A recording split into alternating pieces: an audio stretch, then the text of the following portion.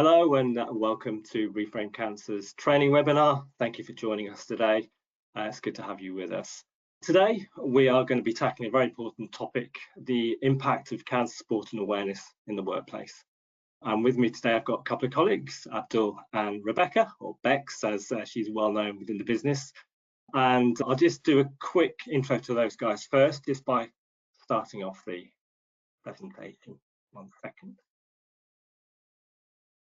Okay, as I said, importance of cancer support and awareness for employees. This is an important topic, of course. It really affects a lot of people, both the employers and the employees affected by cancer. And we've put together a 30-minute webinar for you here, just to give you an overview of the kind of importance of cancer support, but equally give you some feel for case studies and a range of statistics that will give you a sense of the landscape that the UK is tackling just now. As I've said, a couple of colleagues with me today. Bex, could you give us a quick intro? Say hello. Yeah, sure, no worries. Thanks, Sean. Hi, I'm Bex. I've been with Reframe Cancer Support for nearly 7 years. My background was a chemotherapy nurse, where I was actively treating patients and giving chemotherapy on the wards for quite a few years. And then more recently in the role, obviously, as a CNS here at Reframe. Thanks, Bex. Nice to have you with us today. And Abdul, new to the business, relatively new. Could you give us a quick flavour of your background and the kind of work you're doing here at Reframe? Sure, thanks, Sean. Yeah, so I joined Reframe probably about 4 months ago now as head of commercial. My role here is really focused on helping employees who are looking to enhance their health and well-being employee benefits and are concerned about cancer and looking for solutions to increase awareness, provide timely support and improve outcomes for their workforce. In terms of my background, I've mainly worked within health and social care, so I've worked across both public and private healthcare, including the NHS, worked in various roles in patient safety, governance and service development. And then on the private side, I've worked in commercial roles at organisations such as Nuffield Health and Circle Health and some smaller health tech organisations. So yeah, I've seen firsthand the importance of cancer support for employees at both large corporates and small organisations. And I really hope to be able to share some of those key insights with you on the call on the webinar today. Thanks, Abdul. Welcome to Reframe. A bit belated, but equally welcome to your first webinar here. So thank you for your support on that. As I said, what we're going to learn about today is a number of things, give you an overview of why workplace cancer support is important and needed within the UK today, and equally the statistical information that backs up that. There's a landscape of stats here that gives you a real sense of the importance of looking after employees. And we'll give you some ideas and some strategies about how to positively impact employees affected by cancer.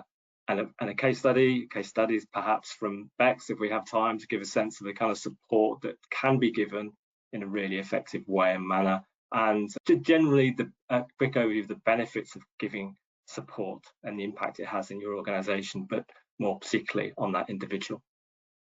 So let's start things off by giving you a sense of why workplace cancer support is really important and needed. There's lots of stats around cancer, as I'm sure you'll be aware of in a broader sense, but equally, I'm just going to pick on 4 here that gives an idea of why cancer is a really important point that we want to highlight within organisations in the UK. First of all, and these are old stats to give a sense of the context here, we know that 127,000 people, according to Cancer Research, are going to be diagnosed with cancer each year.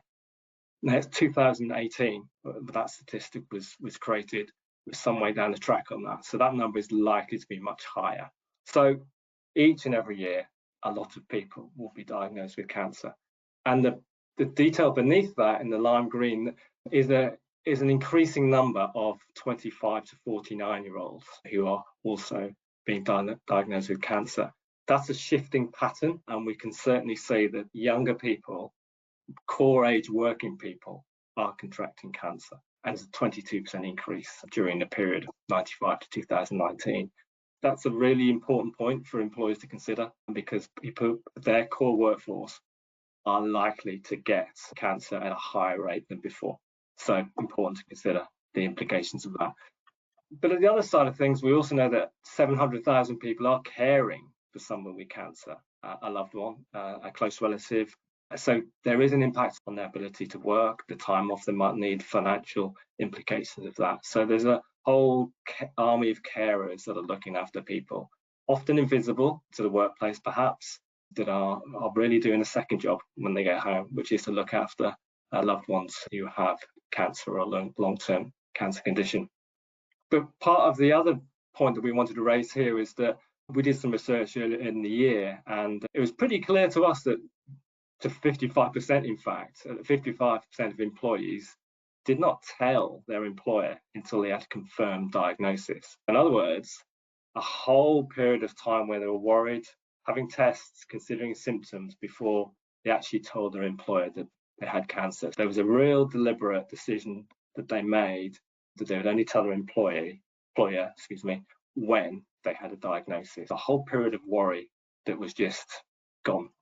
And there could have been a whole range of support in place to help that individual. So just 4 key points, just give a sense of context for this quick overview. And also, again, more stats, but equally important ones. In the UK, nearly 45%, nearly 50% of people are not being diagnosed until stage 3 or 4. In other words, the latter stages. And because of that, the outcomes are much poorer compared to a diagnosis at an earlier stage. You'll see in the news, Chris Hoy, for example, is a good example of that. But also in terms of the UK's performance against the world, it's not great, to be honest, and there's a declining picture. It's important for us to consider the struggles the NHS has. As great as it is, the reality is that the death rates in the UK are often worse than a lot of parts of the world as a whole. And without throwing too many stats at you, just a couple more, which again might give you a sense. We mentioned that 55% of people withhold their diagnosis. Because of that, we're seeing that 28 days are taken as time off during that period. So people are taking time off during that worry phase, and the employers, are probably not noticing that, apart from perhaps an absence. But there's a possibility there's not connection with a worry stage or a concern stage or a testing stage of a cancer diagnosis. And what we did find that 11% actually didn't tell their employer until they'd finished treatment. Clearly, there may be some reasons for that, but the statistics were pretty clear that 11% just didn't tell their employer. And also, perhaps more concerningly, in the sense of the workplace and working with colleagues, 28% of employees didn't really want to talk to their colleagues about their cancer diagnosis. They found that difficult, and men particularly. So again, a culture of discussion and openness is really important when it comes to cancer in the workplace. And that could be that there's some fear about losing jobs, promotion, financial implications of explaining and describing the diagnosis to the employer. There could be those kind of factors, but equally having an open culture where that kind of discussion can take place really could be a positive benefit for both parties, employees and employers. And just a few extra points. 77% of the people we surveyed said that the employee benefits did not fully meet the needs of their cancer requirements. Not employee benefits generally, but when it came to cancer as a specific concern, 77% felt their workplace didn't cover that properly. And critically, that was by people that have worked with the organisation for some time, 4 to 10 years, and earned less than £30,000 a year. So perhaps that kind of low to mid-range employment, but are loyal people, were concerned about the support that they've been given or could obtain as part of their cancer journey. And equally, 11% said they would leave because of the support they received. So a real potential for talent loss for individuals that had been with one organisation for some time. But yeah, so I'll finish off the stats. That will hopefully give you a sense of why this is important and why, as Reframe, we're really keen to highlight these statistics, because it really gives a landscape where you can really see how that might affect you and your organisation, and the kind of considerations you might need to consider both now and in the future. As you would expect, that's really what we're trying to do, is highlight the impact of cancer support within the workplace, and using statistical information to support that as an important way forward. Let's just move on to some strategies and what we can do to help you think about this and consider the things you might take back to the workplace. Bex, we've spoken already about the importance of early diagnosis and the impact that has on outcomes. Can you run us through your thoughts in terms of the importance of that and how best to tackle that in the workplace? Yeah, sure. I'll touch on screening shortly, but I think just first and foremost, just highlighting what you said really as well. For a lot of the patients that we see, work provides more than just an income for them, whether that's at the beginning of a diagnosis or right through till kind of the survivorship period. It offers social contact, a sense of purpose, a sense of routine, a sense of stability. And we are seeing more and more of our patients that we speak to on a regular basis that actually do want to stay in work and do want to continue performing their best despite being on treatment. And I think it's really important to just educate the workforce on cancer symptoms, and the benefit of detecting cancer early, because that ultimately leads to better outcomes.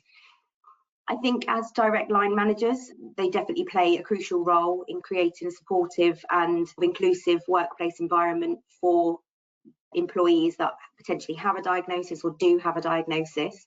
And it's really important that the open communication is there from the direct line managers and the person potentially facing a diagnosis right from the offset, really. So if they have found a lump or found something that's abnormal and they want to get it checked, we do encourage people to speak to their line managers, maybe HR as well, from quite an early stage, just being open and honest with them about what it is that they need, whether that be further investigations, further tests. Do they need a little bit more emotional support at that early stage as well? And I think the biggest challenge for sort of most organisations is trying to create that sort of supportive culture, ensuring that the employees feel comfortable to come to and to openly discuss, their needs and what it is that they may need going forward. So I think it's important that line managers are up to date as well on legal rights and protections for employees with cancer. So getting really familiar with kind of the Equality Act, and cancer is now defined as a disability. So getting familiar with kind of the reasonable adjustments that might need to be put in place from an early stage. And I think as well, it's about kind of internal communication as well. How are you going to educate the workforce on signs of cancer, what to look for? How are you going to educate them on what employee benefits they may have? Do you have any kind of in-house emotional support that they might be eligible for? And just having that open door policy, really, that any employee anytime can come and talk to you about a cancer concern and what that might look like for them in the next couple of weeks, next couple of months, if it does turn into a cancer diagnosis. Yeah, just on that, Bex, there's still a real stigma around cancer, I think, isn't there? And the ability for people to talk openly about it. It's still the big C, I think, in many respects, and it's uncomfortable and difficult for organisations to deal with, I think, and know what to say at the right time and how. Really important for that. Yeah, I think just listening as a line manager, just listening to the employee, what their concerns are, what their fears are, and just trying to be as supportive as possible, really. I've mentioned it before in previous webinars, but absolutely as their line manager or HR, definitely don't go over any kind of personal circumstances. Never say my sister had that or my brother had that. This is very much about that patient at that time. Yeah, absolutely. Thanks, Bex. And Abdul, obviously you work with a number of employers that are tackling this to improve culture and improve knowledge and improve a supportive environment. What are kind of things that you'd advise them to consider to improve that? Yeah, absolutely. I guess just to add to what Bex said, I think, and to what you said as well, Sean, that there is a real stigma. And I think as part of that, communication is really key in raising awareness. So having that openness within a business. It's also important to understand that not every role is the same, and there's a huge difference in sectors and people's shifts and work patterns. So taking all that into consideration, we know that not every role involves someone being sat at a desk and having access to a computer. Therefore, it's important to tailor this to the workforce. There's many ways to communicate, and this can be from posters, emails, internal comms, and social media. We work with a range of businesses from different sectors, and as part of what we do, we actively work with them to communicate to their workforce, because I think the more awareness we can raise, the more openness it will bring as well within businesses. Excellent, thank you. Okay, let's just move on to the next one. And this is obviously, there's lots of information out there, sometimes difficult to understand what are the main points, but there are some really important considerations. Screening, for example, Bex, I'm sure you'll touch on here, that the employer should be aware of and should consider as part of at least the very information that they can pass on to their colleagues. Yeah, this is where I'll touch on cancer screening. So cancer screening is obviously a test that looks for early signs of cancer in people with or without symptoms. So screening is there to help spot cancers at an early stage. And then we know that obviously if cancers are detected earlier, then treatment is more likely to be successful, for instance. And cancer screening can be for people with no symptoms. If there's a family history of perhaps lung cancer or breast cancer, you don't necessarily have to wait for a screening invitation. You can speak with your GP about potentially bringing screening forward. But obviously, if there are causes for concern, like a new lump in any area of the body, unusual bleeding, unexplained weight loss, fatigue, changes in bowel habits, anything like that, my advice definitely would be to encourage them to speak to their GP about looking at some screening. So there are obviously national screening that's available on the NHS, and these are bowel cancer screening, breast screening, and cervical screening. But there are more targeted cancer screenings like PSA tests, testicular screening, and things like that also can be offered as well. And I think it's important for a workplace to perhaps look at communicating these screening programs within your organisation, and think about how, same with what Abdul said, think about how your employees would engage with these messages.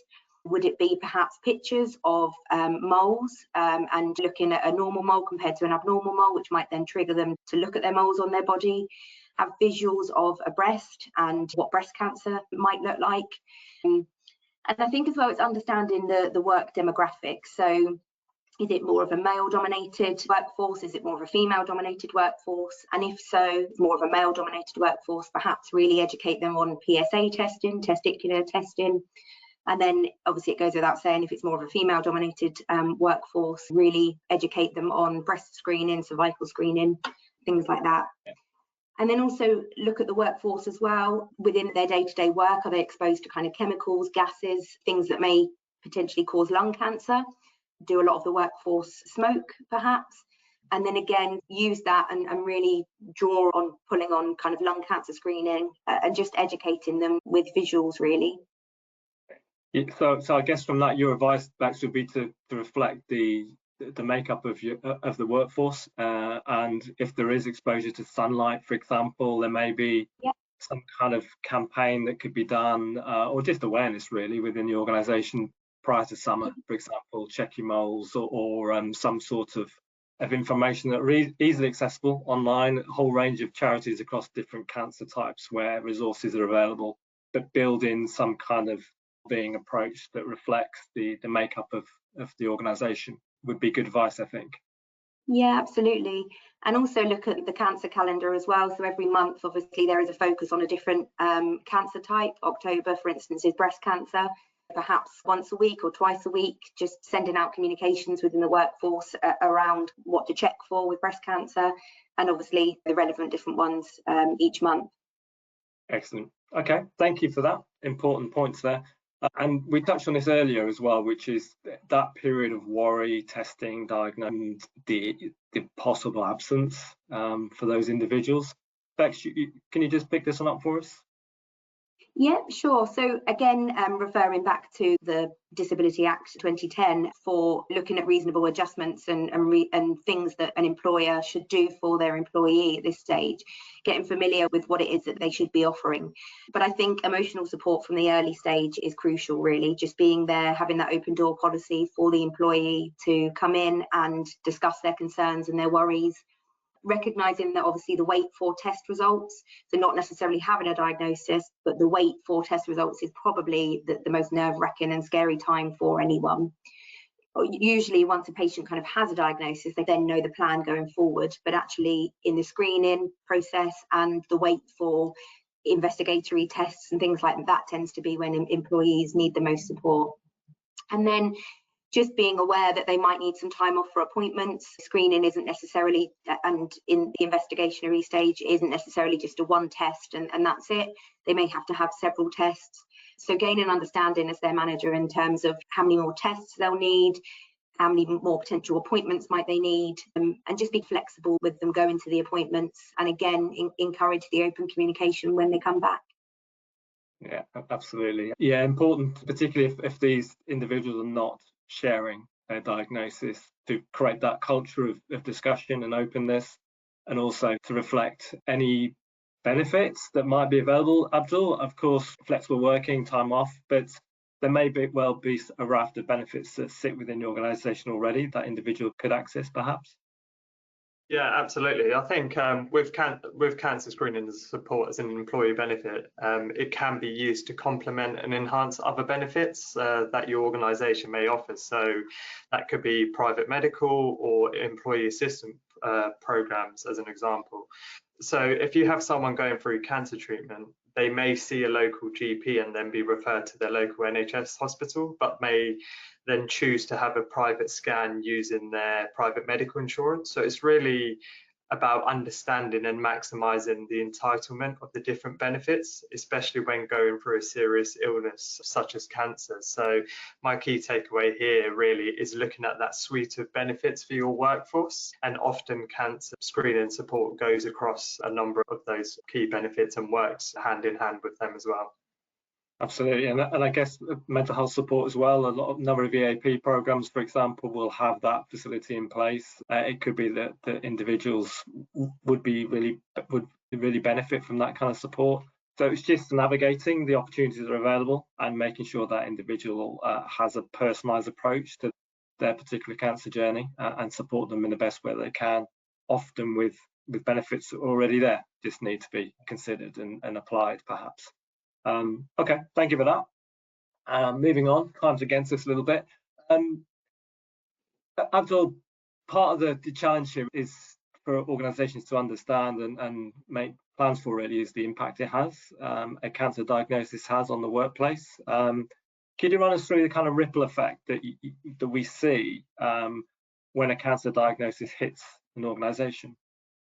Yeah, absolutely. The impact of cancer can certainly have a ripple effect through an organisation. The diagram you can see there is the pyramid. It shows that the effect of one diagnosis and then how that can affect one line manager, 2 people in HR supporting, 4 people caring, and over 30 colleagues impacted. So it really does have that knock-on effect.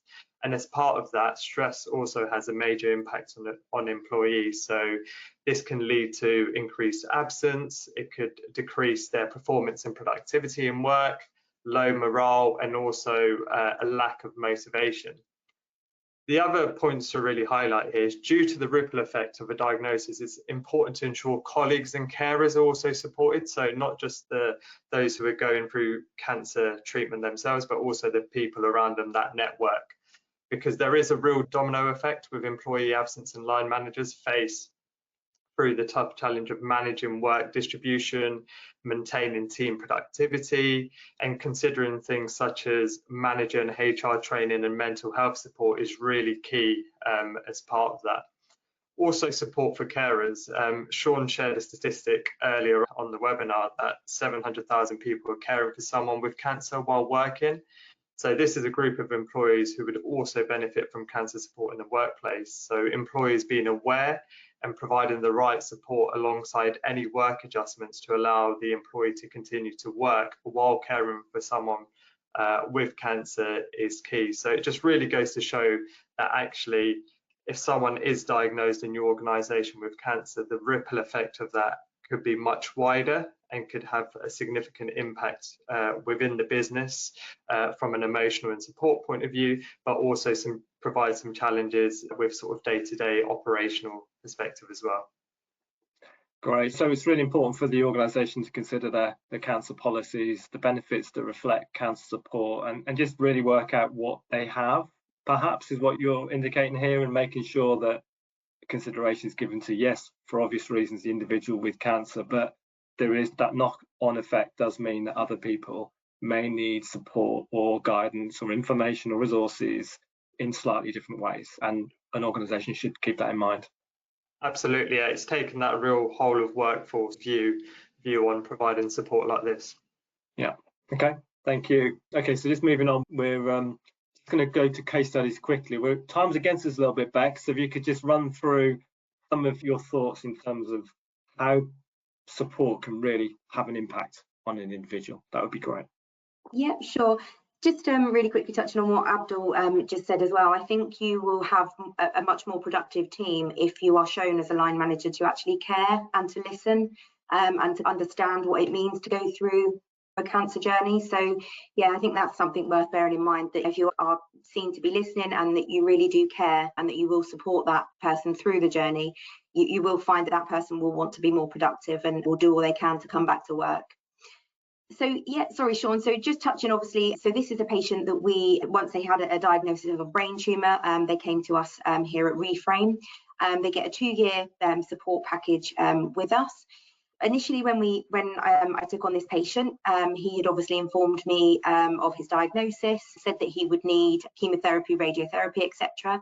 So at that point, I very much went through all of his chemotherapy regime with him, explaining to him about the side effects, giving him an additional kind of chemotherapy chat in terms of the do's and don'ts when on chemo. And then same again when he went on radiotherapy, sending him lots of resources and links to things that might help when he was actually going through the radiotherapy treatment. Unfortunately, the type of tumour that this gentleman has is something that will inevitably come back. So despite obviously having chemotherapy and radiotherapy, he's now under regular surveillance because we are aware that this type of tumour will come back.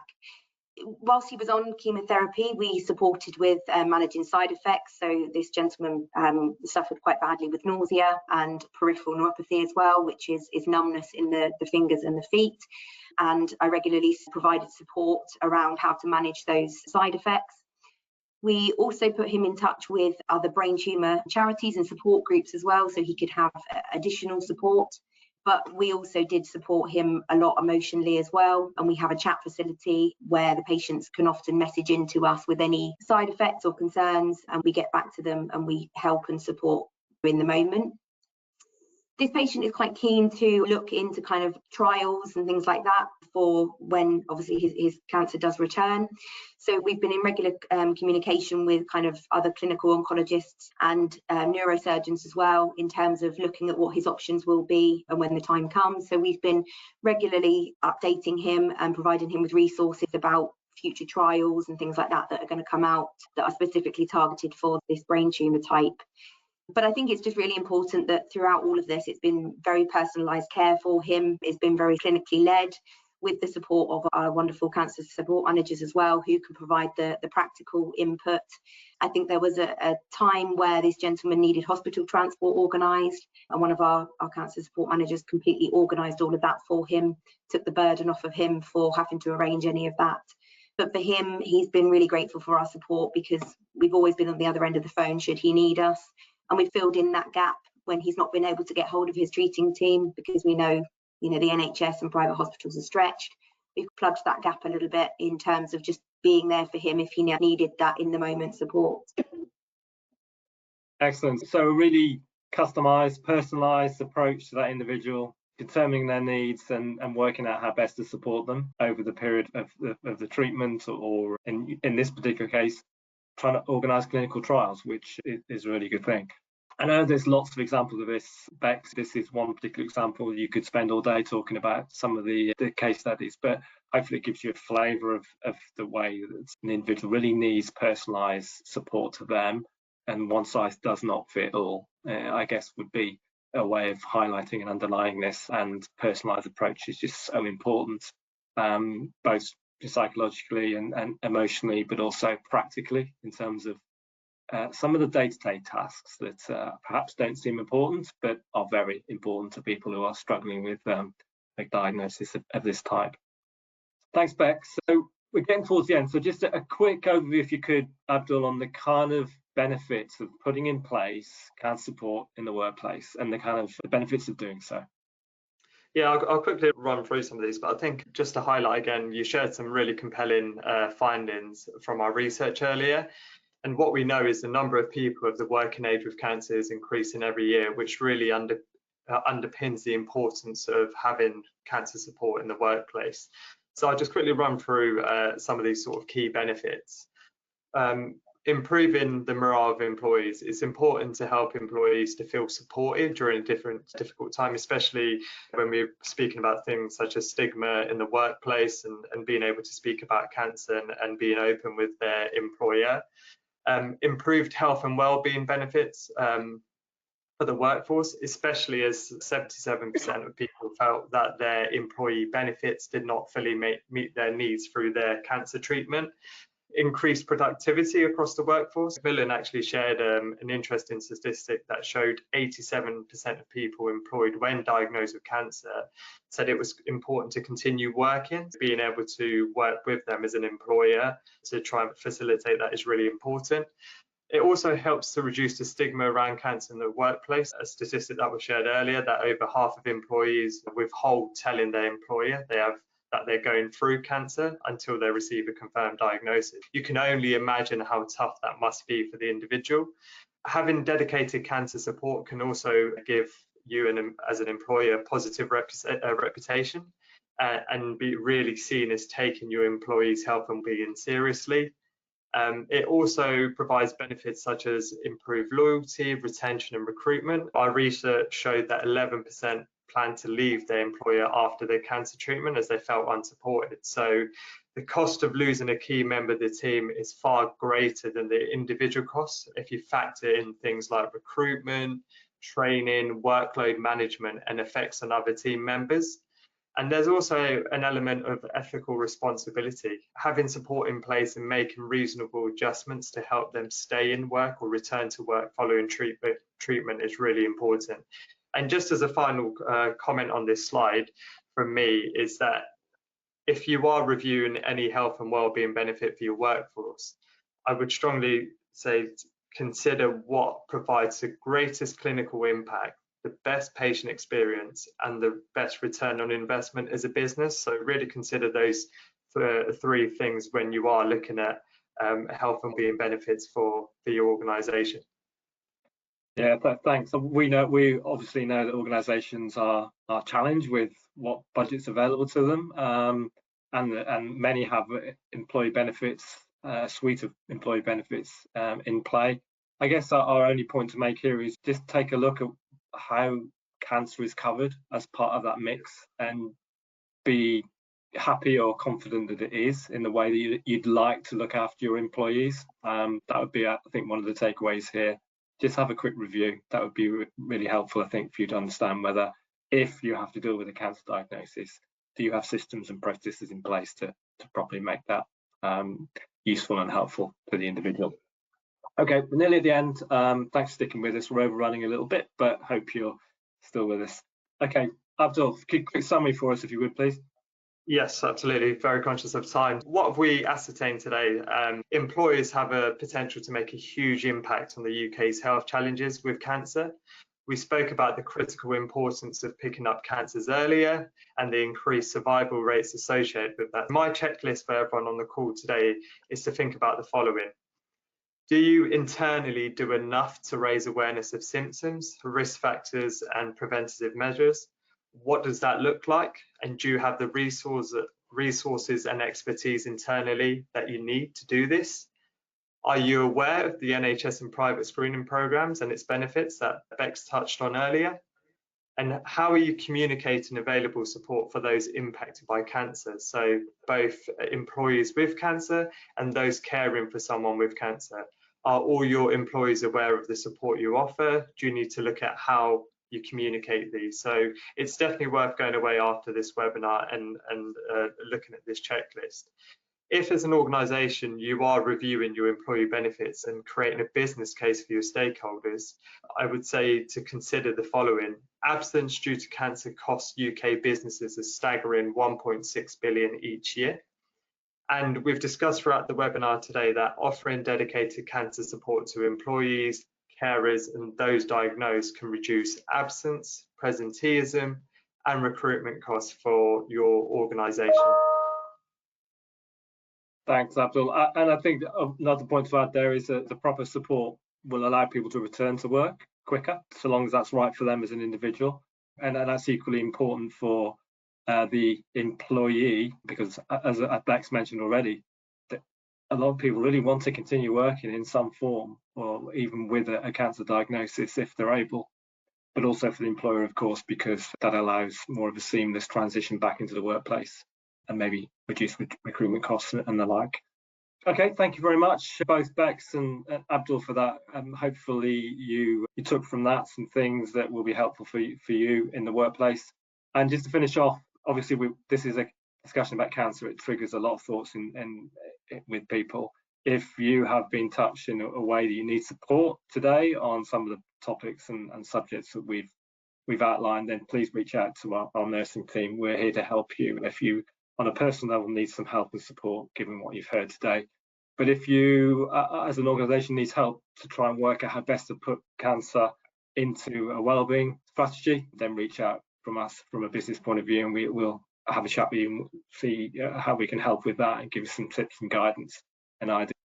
There's a QR code on the screen there if you'd like to just do something clever technically and book a meeting with us, we can do that too. So just like to say thank you for joining us today. I hope you've taken a few bits and pieces out of it that you can take back to the workplace. I think for us, as ever, we're just really keen to ensure that workplace is considering cancer in the right ways for a workforce that is ever younger in terms of cancer. And we're just keen to ensure that as many people can be supported, and primarily as many people can take an awareness and prevention approach as possible, because the outcomes by doing that are much, much better. But thank you for joining us. Thanks to Abdul, Bex. Thank you for your time today, and we hope you enjoyed the session. Reach out if you need anything, both personally or organisationally, and look out for our next webinars, which will be on our website. Also, all of the ones we've done previously are there to be watched at any time, entirely free. So just check us out at reframe.co.uk. Thank you very much. Thanks. Thanks, everyone.